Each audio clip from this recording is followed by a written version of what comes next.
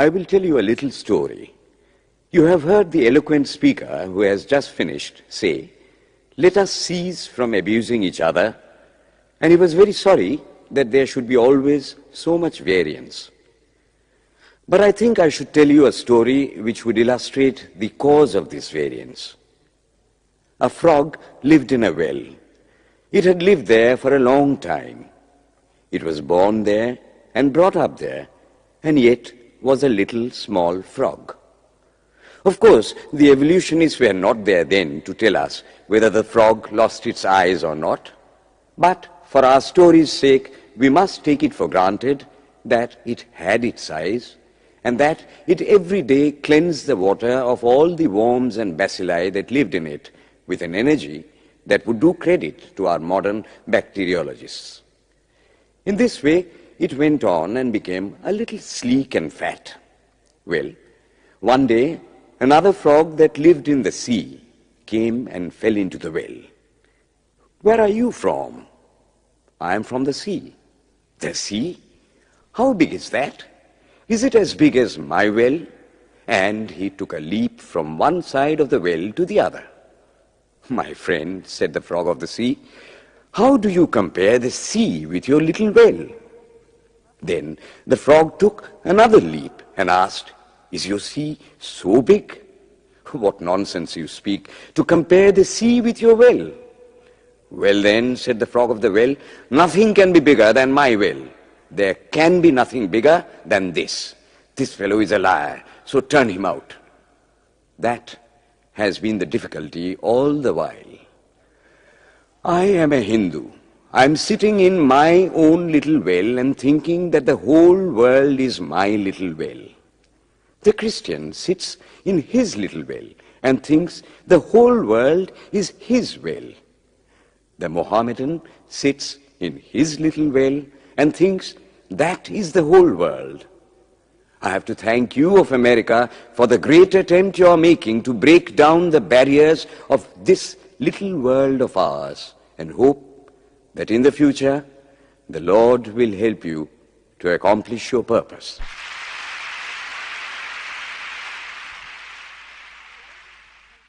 Delegates and friends, today, the 19th of September, 1893, is the 9th day of the World's Parliament of Religions. We have had the privilege of listening to many distinguished speakers from the world over address us on a variety of subjects. The time is at hand to now listen to the great monk from India, Swami Vivekananda, read his paper on Hinduism. Ladies and gentlemen, Swami Vivekananda. From the high spiritual flights of the Vedanta philosophy, of which the latest discoveries of science seem like echoes, to the low ideas of idolatry with its multifarious mythology, the agnosticism of the Buddhists and the atheism of the Jains, each and all have a place in the Hindu's religion. Where then, the question arises, where is the common center to which all these widely diverging radii converge? Where is the common basis upon which all these seemingly hopeless contradictions rest?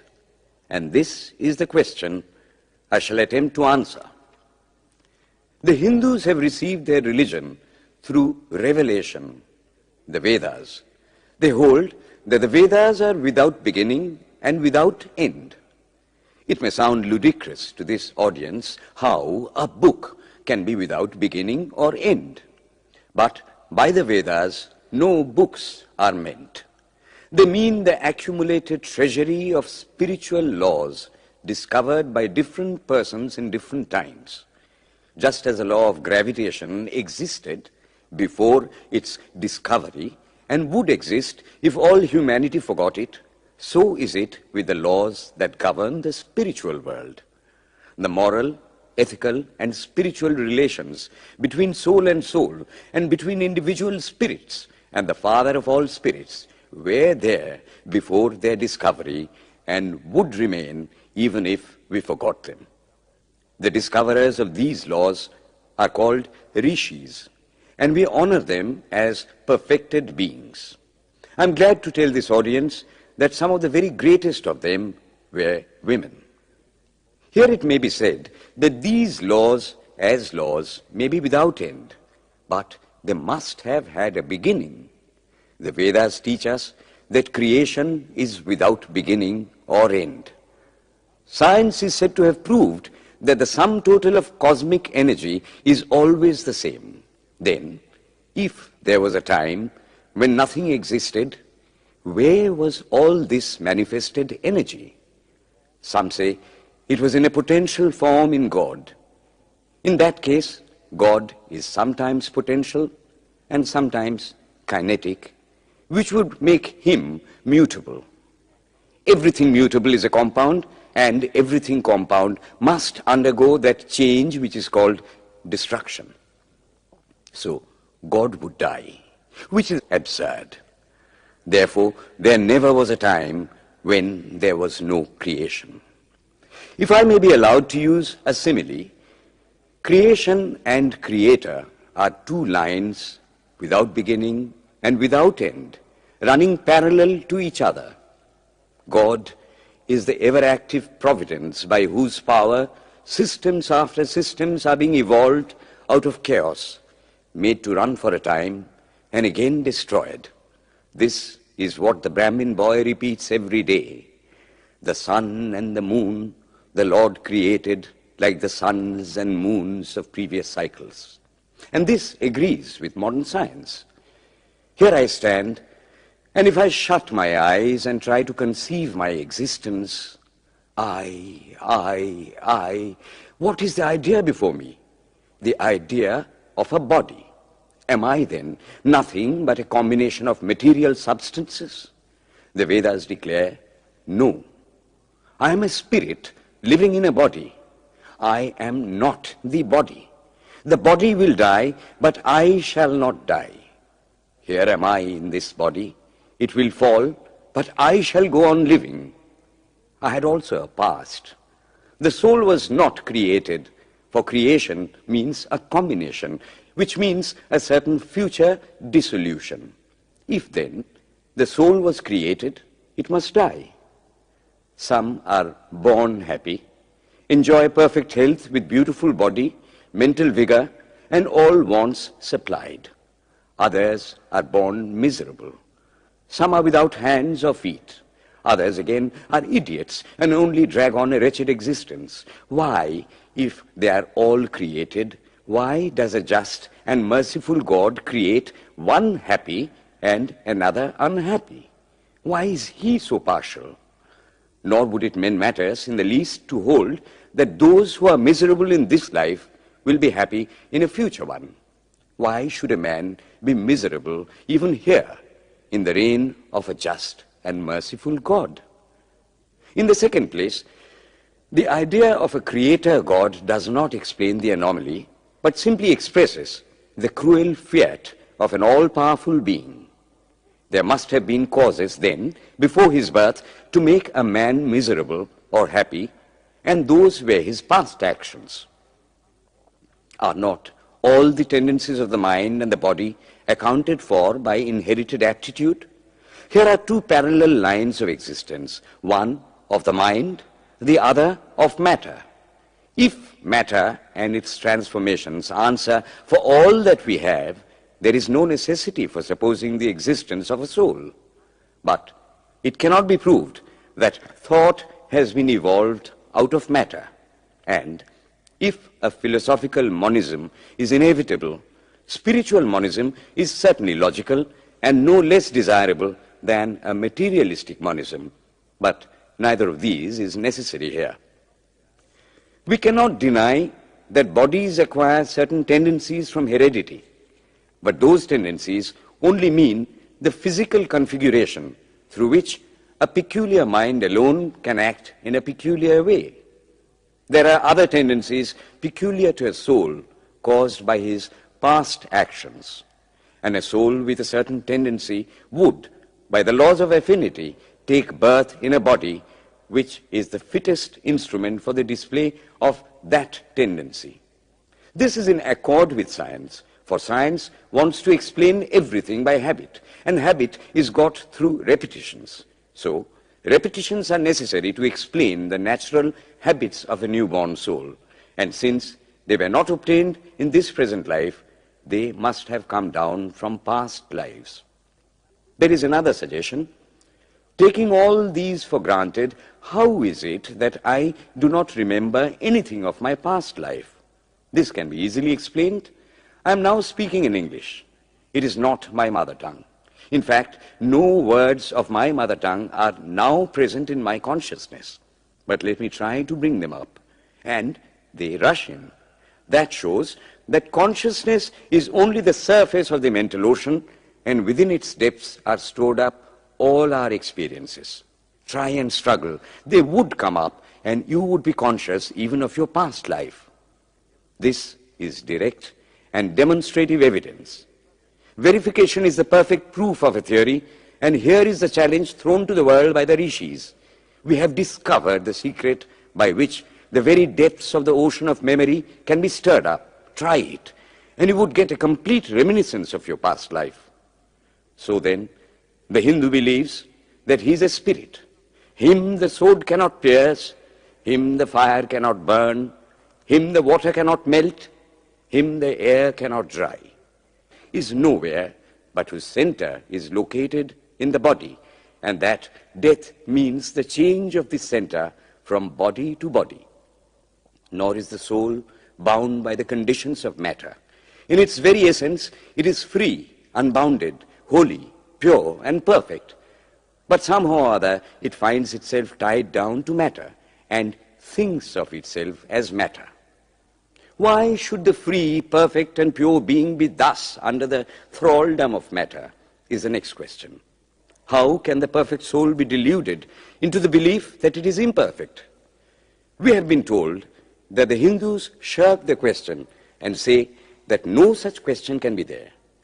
Some thinkers want to answer it by positing one or more quasi-perfect beings and use big scientific names to fill up the gap.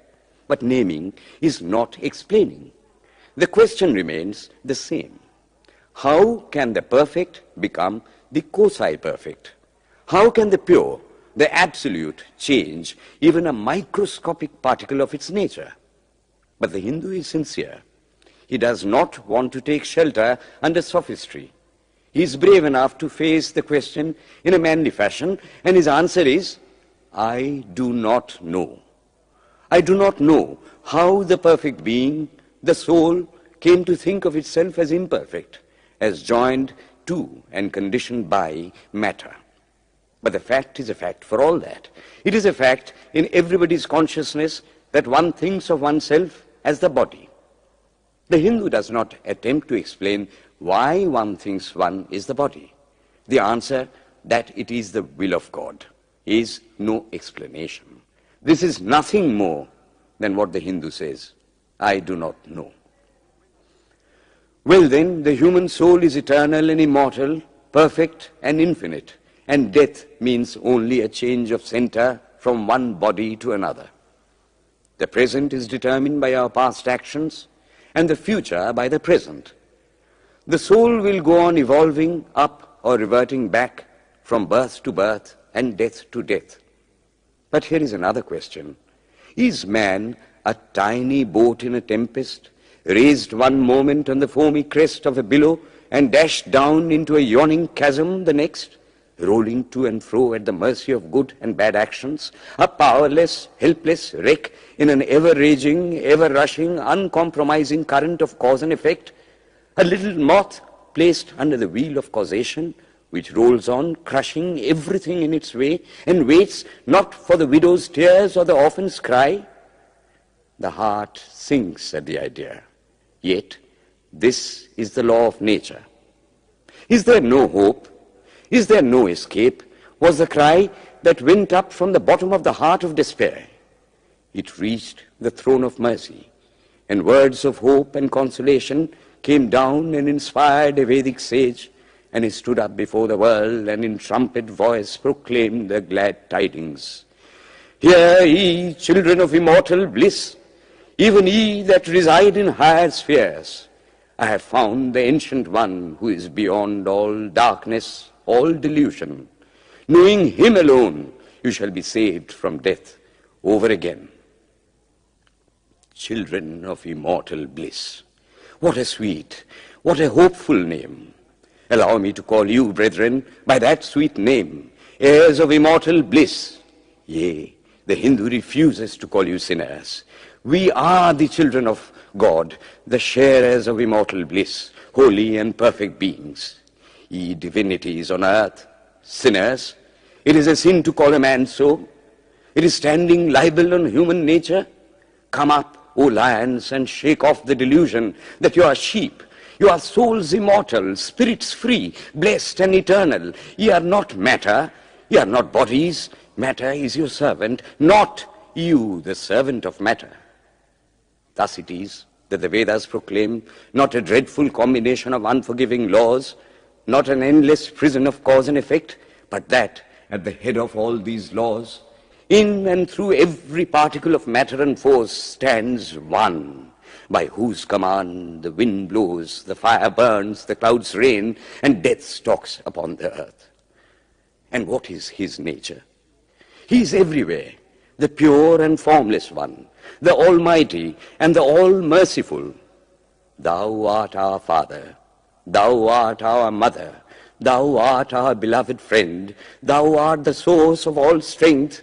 Give us strength. Thou art he that beareth the burdens of the universe.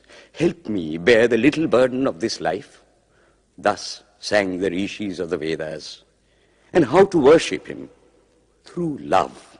He is to be worshipped as the one beloved, dearer than everything in this and the next life.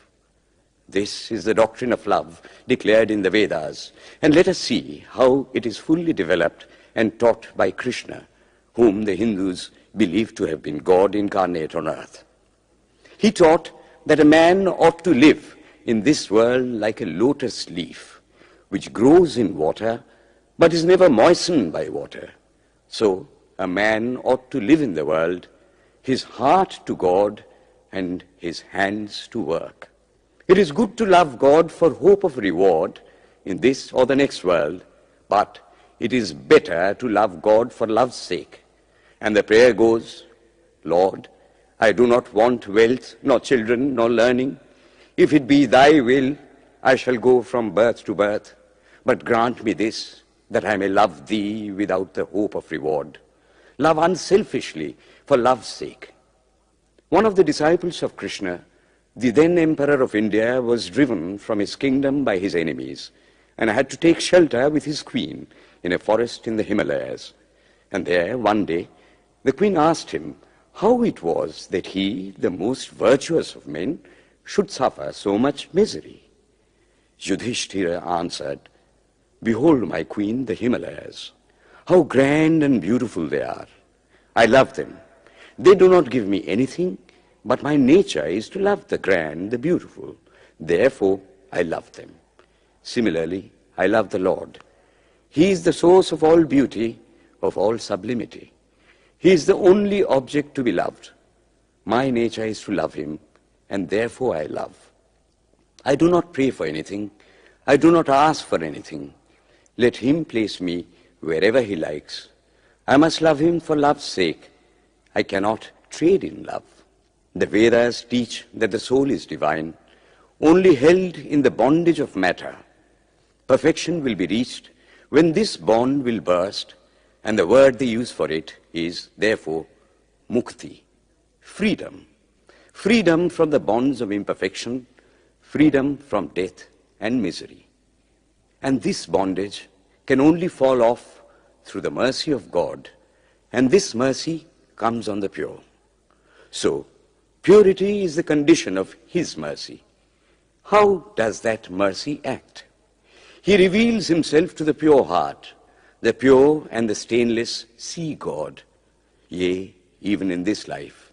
Then and then only all the crookedness of the heart is made straight. Then all doubt ceases. He is no more the freak of a terrible law of causation. This is the very center, the very vital conception of Hinduism. The Hindu does not want to live upon words and theories. If there are existences beyond the ordinary sensuous existence, he wants to come face to face with them. If there is a soul in him which is not matter, if there is an all-merciful universal soul, he will go to him direct. He must see him, and that alone can destroy all doubts. So, the best proof a Hindu sage gives about the soul, about God, is, I have seen the soul, I have seen God. And that is the only condition of perfection.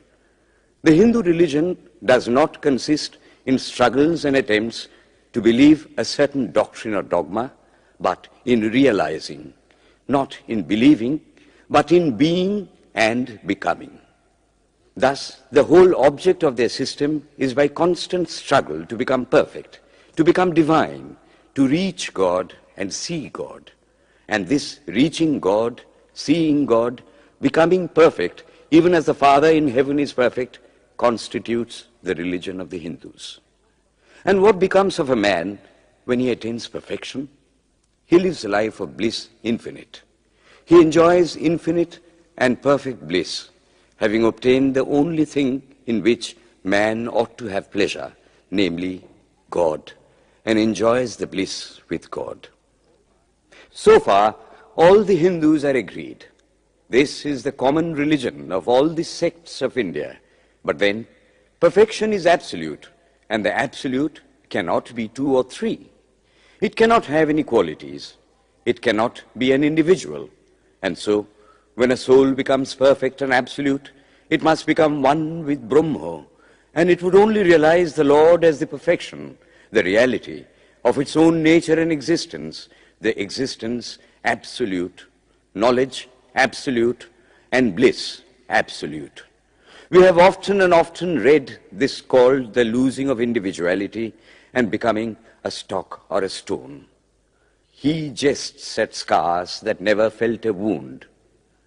I tell you, it is nothing of the kind. If it is happiness to enjoy the consciousness of this small body, it must be greater happiness to enjoy the consciousness of two bodies, the measure of happiness increasing with the consciousness of an increasing number of bodies, the aim, the ultimate of happiness being reached when it would become a universal consciousness.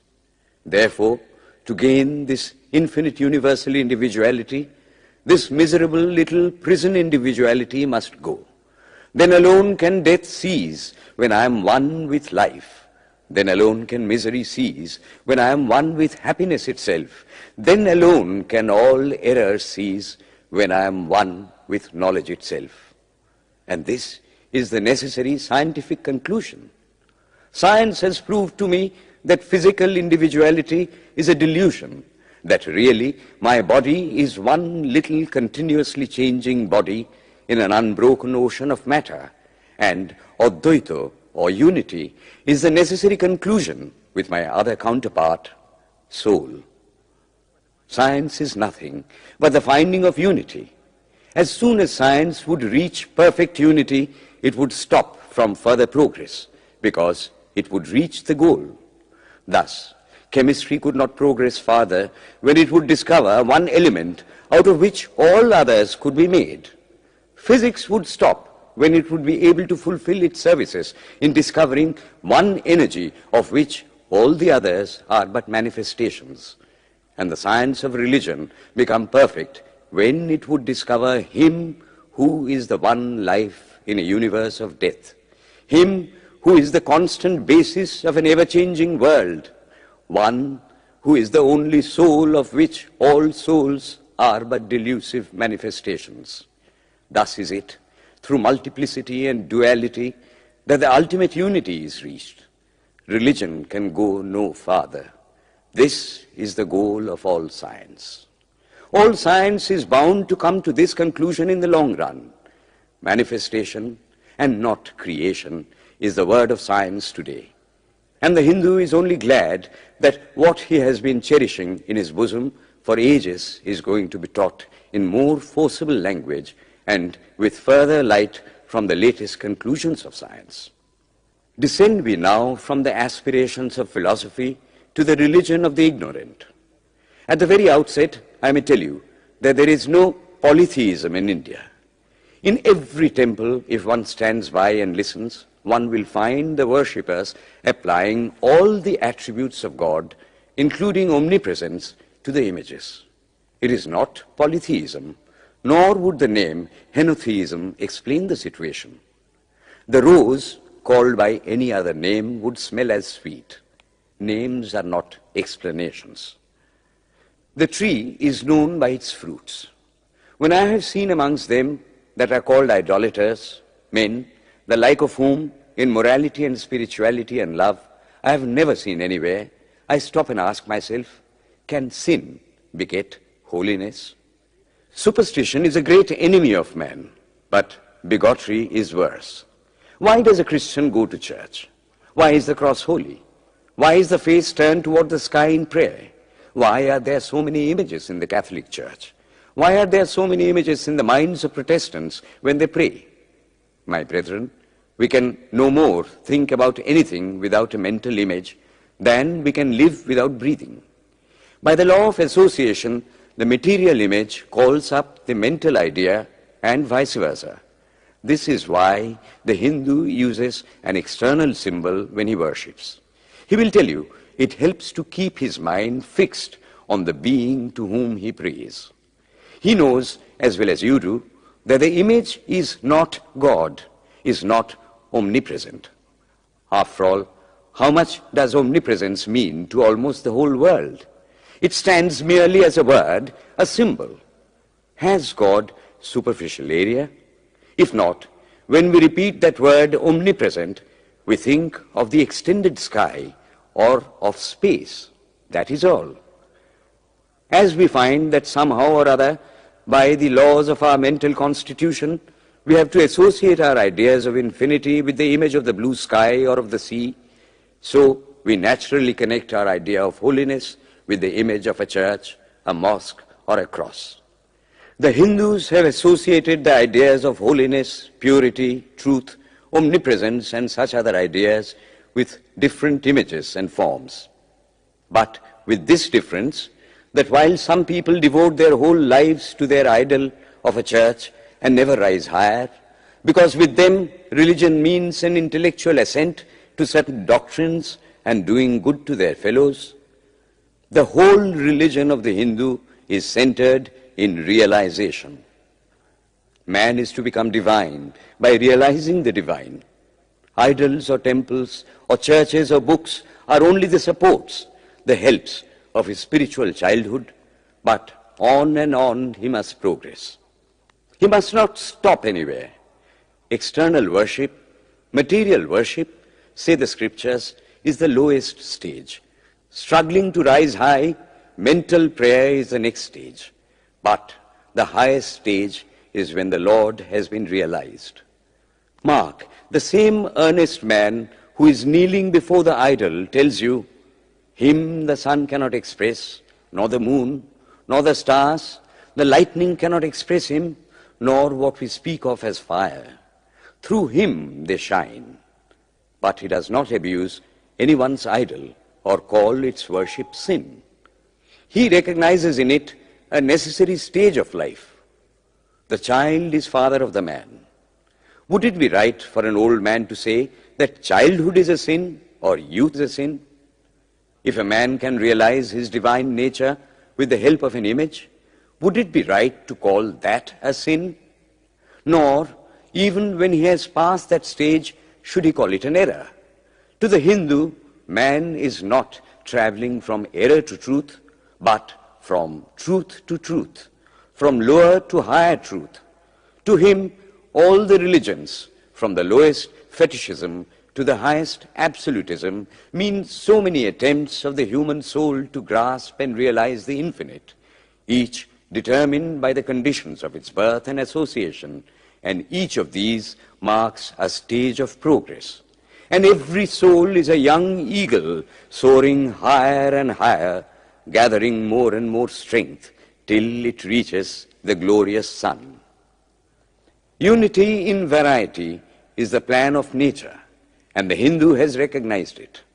Every other religion lays down certain fixed dogmas and tries to force society to adopt them. It places before society only one coat which must fit Jack and John and Henry all alike. If it does not fit John or Henry, he must go without a coat to cover his body.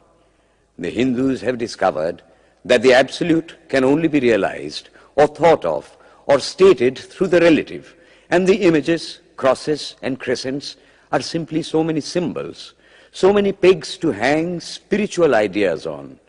It is not that this help is necessary for everyone, but those that do not need it have no right to say that it is wrong, nor is it compulsory in Hinduism. One thing I must tell you, idolatry in India does not mean anything horrible. It is not the mother of harlots. On the other hand, it is the attempt of undeveloped minds to grasp high spiritual truths.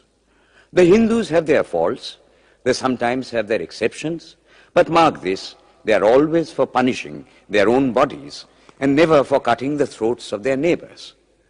If the Hindu fanatic burns himself on the pyre, he never lights the fire of inquisition. And even this cannot be laid at the door of his religion any more than the burning of witches can be laid at the door of Christianity. To the Hindu, then, the whole world of religions is only a traveling, a coming up of different men and women through various conditions and circumstances to the same goal. Every religion is only evolving a God out of the material man, and the same God is the inspirer of all of them. Why then are there so many contradictions? They are only apparent, says the Hindu. The contradictions come from the same truth adapting itself to the varying circumstances of different natures. It is the same light coming through glasses of different colors, and these little variations are necessary for purposes of adaptation. But in the heart of everything, the same truth reigns. The Lord has declared to the Hindu in his incarnation as Krishna, I am in every religion as a thread through a string of pearls. Wherever thou seest extraordinary holiness and extraordinary power raising and purifying humanity, know thou that I am there. And what has been the result? I challenge the world to find throughout the whole system of Sanskrit philosophy any such expression as that the Hindu alone will be saved and not others. Says Vyasa, we find perfect men even beyond the pale of our caste and creed. One thing more, how then can the Hindu, whose whole fabric of thought centers in God, believe in Buddhism, which is agnostic, or in Jainism, which is atheistic? The Buddhists or the Jains do not depend upon God, but the whole force of their religion is directed to the great central truth in every religion, to evolve a God out of man. They have not seen the Father, but they have seen the Son. And he that hath seen the Son hath seen the Father also. This, brethren, is a short sketch of the religious ideas of the Hindus. The Hindu may have failed to carry out all his plans, but if there is ever to be a universal religion, it must be one which will have no location in place or time, which will be infinite like the God it will preach, and whose sun will shine upon the followers of Krishna and of Christ, on saints and sinners alike, which will not be Brahminic or Buddhistic, Christian or Mohammedan, but the sum total of all these, and still have infinite space for development, which in its Catholicity will embrace in infinite arms and find a place for every human being from the lowest groveling savage, not far removed from the brute, to the highest man towering by the virtues of his head and heart almost above humanity, making society stand in awe of him and doubt his human nature.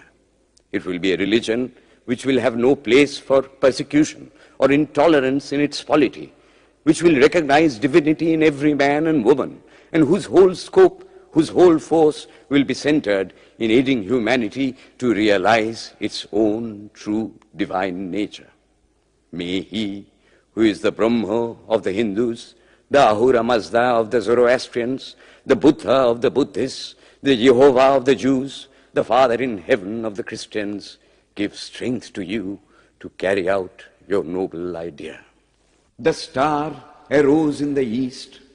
It travelled steadily towards the west, sometimes dimmed and sometimes effulgent, till it made a circuit of the world, and now it is again rising on the very horizon of the east, the borders of the sun-pool, 1,000-fold more effulgent than it ever was before.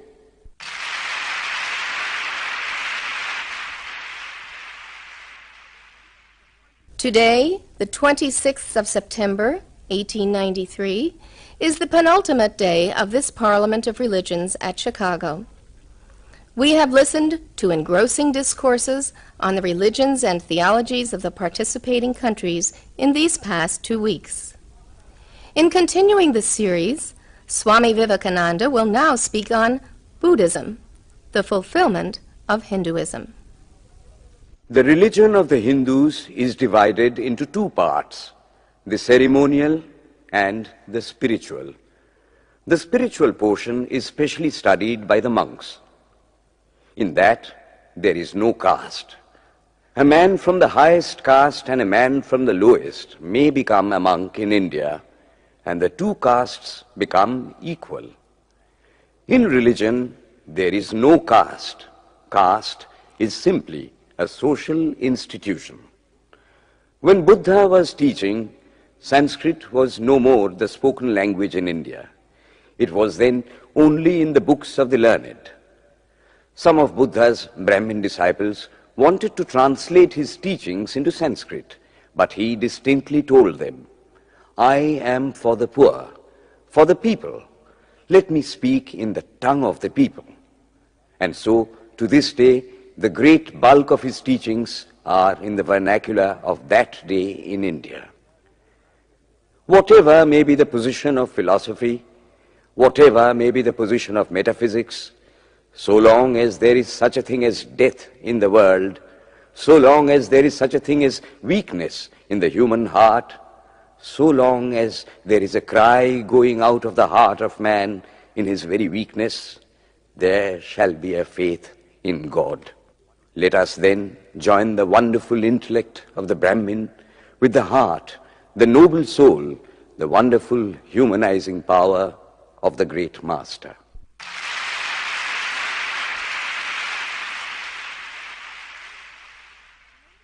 Ladies and gentlemen, in a short while from now, the World's Parliament of Religions at Chicago will come to a close.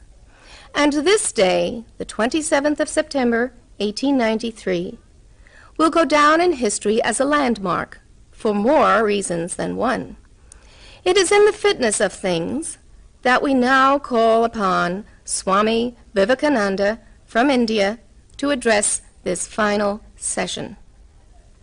The world's Parliament of Religions has become an accomplished fact, and the merciful Father has helped those who labored to bring it into existence and crown with success their most unselfish labor.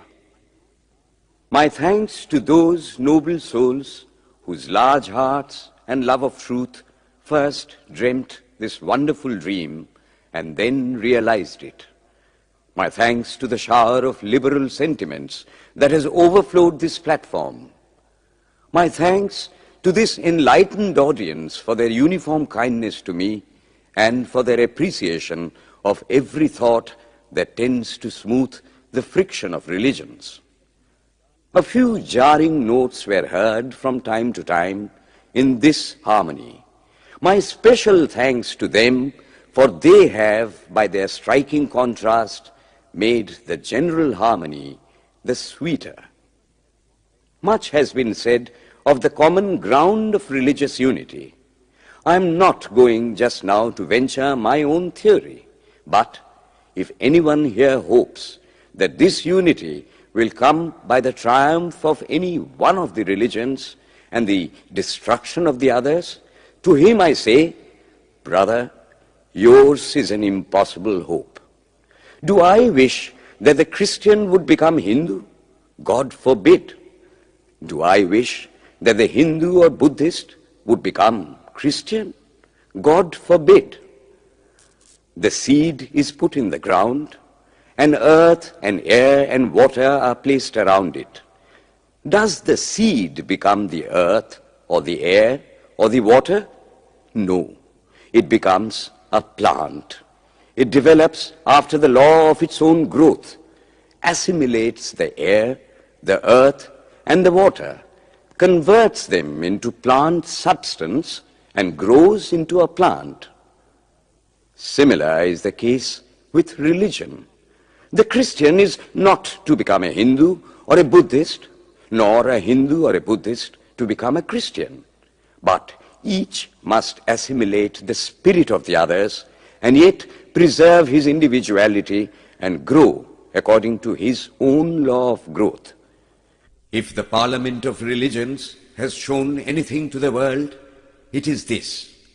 It has proved to the world that holiness, purity, and charity are not the exclusive possessions of any church in the world, and that every system has produced men and women of the most exalted character. In the face of this evidence, if anybody dreams of the exclusive survival of his own religion and the destruction of others, I pity him from the bottom of my heart and point out to him that upon the banner of every religion will soon be written, in spite of resistance, help and not fight, assimilation and not destruction, harmony and peace and not dissension.